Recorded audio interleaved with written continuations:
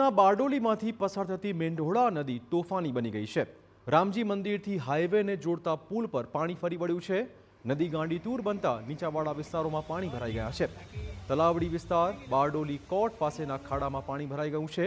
પાણી ભરાતા સ્થાનિકોને સલામત સ્થળે ખસેડવા તંત્ર કામે લાગ્યું હતું। તાપી જિલ્લામાં જે રીતે ઉપરવાસમાં વરસાદના પગલે ડોસવાળા ડેમ ઓવરફ્લો થયો છે, જેને લઈને બારડોલીના મધ્યમાંથી પસાર થતી મીંઢોળા નદી ત્યાં પ્રભાવિત થઈ છે। અત્યારે આપણે જે રામજી મંદિરનો ઓવરબ્રિજ છે, જે લો લેવલ બ્રિજ છે, તેની પર અત્યારે મીંઢોળા નદીના પાણી ફરી વળ્યા છે। તમે જુઓ છો તો મીંઢોળા નદી અત્યારે તૂફાને ચડી હોય તેમ અત્યારે પાણીનો ધસમસતો પ્રવાહ અત્યારે વધી રહ્યો છે। અત્યારે હાલ પૂરતો વહીવટીતંત્ર દ્વારા આ બ્રિજને બંધ કરવામાં આવ્યો છે। આ બ્રિજ અહીંથી વ્યારાને નેશનલ હાઈવેને જોડતો બ્રિજ છે। અત્યારે જો બારડોલીના સ્થાનિકોએ જવું હોય તો અત્યારે 4 થી વધુ કિલોમીટરનો ફેરાવો ફરીને હાઈવે પર જવું પડે, એ પરિસ્થિતિનો સામનો કરવો પડે।